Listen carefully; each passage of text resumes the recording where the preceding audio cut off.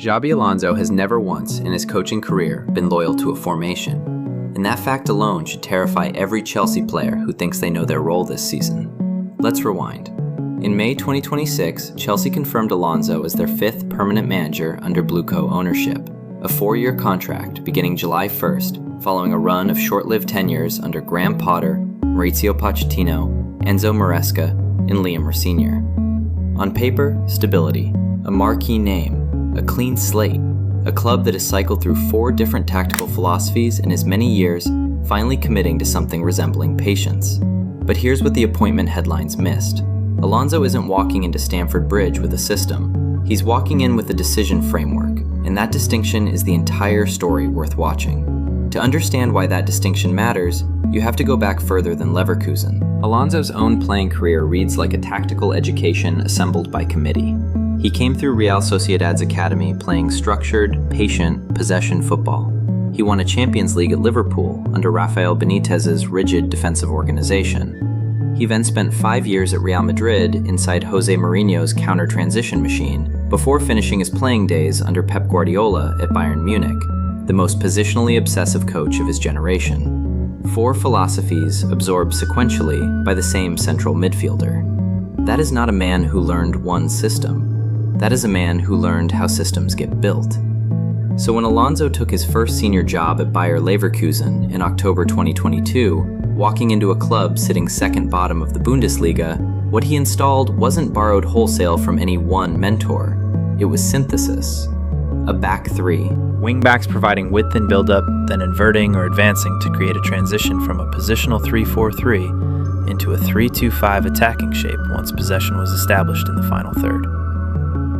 2 central midfielders controlling tempo underneath that structure. A double pivot tasked with circulating possession centrally, while the wingbacks did the work of stretching the pitch horizontally. It was coherent. It was legible. And it worked at a level that still looks statistically absurd in hindsight. An unbeaten league campaign, a domestic double, a run that pushed past 50 matches without defeat across all competitions. Out of possession, that same structure pressed high and aggressively, counter-pressing the moment the ball was lost, using the front 3 to cut passing lanes while the double pivot screened the space in behind. It was, by every meaningful measure, a finished tactical product. Then Real Madrid happened. And the shape changed, though not randomly. At the Bernabeu, working with entirely different personnel and an entirely different set of institutional pressures, Alonso would start matches with a back 4 on paper. Then, during the build-up phase, he'd adapt the structure, dropping a defensive midfielder alongside the 2 center-backs to manufacture a temporary back 3, freeing a fullback to push forward into a more advanced wing-back role. Different personnel, different starting shape, same underlying logic. Create a passing triangle in deep build-up that overloads the opponent's first line of pressure, then release width higher up the pitch once that overload has done its job. Let that sink in for a second. The formation was never the system. The trigger conditions were the system. Alonso doesn't ask, what formation do I want? He asks, what spatial problem does my opponent's press create, and which of my players is best positioned to solve it? The back 3, the back 4, those are just the visible symptoms of an invisible decision tree running underneath. Here's where the logic starts to strain when you map it onto Chelsea specifically. Chelsea's current squad was assembled for a very specific blueprint. Enzo Maresca's possession-heavy 4-2-3-1, built around inverted fullbacks tucking into midfield, a double pivot screening the back 4, and wide forwards holding width rather than wingbacks providing it. That is a squad recruited, developed, and drilled around fixed roles. Reece James and Malo have spent recent seasons sharing right-back duties inside that framework. On the left, Chelsea are already dealing with a structural void following Marc Cucurella's departure to Real Madrid, the exact kind of gap that becomes existential if Alonso reverts to a back 3 system requiring genuine wing-back profiles rather than inverted fullbacks. Alonso perfected a 3-4-2-1 at Leverkusen, but shifted toward a 4-2-3-1 during his time at Real Madrid, and going into preseason, it remained genuinely unclear whether he would revert to a 3-back structure at Stamford Bridge or continue the back 4 approach he leaned on in Spain.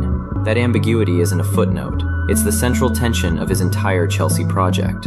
If Alonso deploys his Leverkusen-era back 3, then Chelsea's existing fullbacks must be repurposed as wingbacks or auxiliary wide center-backs, a positional demand several of them have never been asked to fill at senior level. Reece James, already carrying a long injury history, would face fresh physical demands in a role requiring more relentless up-and-down coverage of the flank than his current wide center-back adjacent role provides. Newer signings comfortable on either flank become suddenly far more valuable, because positional flexibility is the actual currency Alonso's system trades in. Not raw attacking output, not defensive solidity in isolation, but the ability to solve a different spatial problem on a different night without needing a different player. If he instead retains a back 4, the tactical inheritance from Maresca survives largely intact, which sounds like the safer, lower friction path. But it comes with its own cost. Alonso's signature relational triggers, the double pivot rotations, the adaptive back 3 and build-up, the mid-game restructuring that made Leverkusen and Real Madrid such difficult teams to press consistently, must then be grafted onto a squad that has spent 2 seasons being drilled into something more rigid and philosophically alien to that kind of in-game fluidity. Early signs point toward compromise, not commitment, in either direction. In an early behind-closed-doors friendly against lower league opposition, Alonso fielded a 4-2-3-1 shape, suggesting the Real Madrid template, not the Leverkusen one, might be the working draft for the opening weeks of the season. But preseason friendlies are notoriously unreliable indicators of a manager's true intentions. They are testing grounds, not declarations. This is structural friction in its purest form. A manager whose entire competitive advantage is adaptive triggers, inheriting a squad that has been built, recruited, and coached for fixed roles over multiple transfer windows. The friction doesn't resolve itself through good intentions or good individual talent. It resolves itself through repetition, training ground repetition. We'll be tracking Chelsea's backline rotations minute by minute through preseason and into the opening month of the campaign. Because in Alonso's system, the formation number printed on the graphic means almost nothing on its own. The conditions that trigger a shape change mean everything. Watch for who drops between the center backs during build-up. Watch for which fullback is instructed to invert and which is told to push on. Watch for how quickly the pressing structure resets after possession is lost. Those details, not the starting 11's numbers, are where Alonso's actual footballing intelligence lives. If you want the structural breakdown before the pundits catch up, subscribe to Nexilyze Football. That's the story worth watching.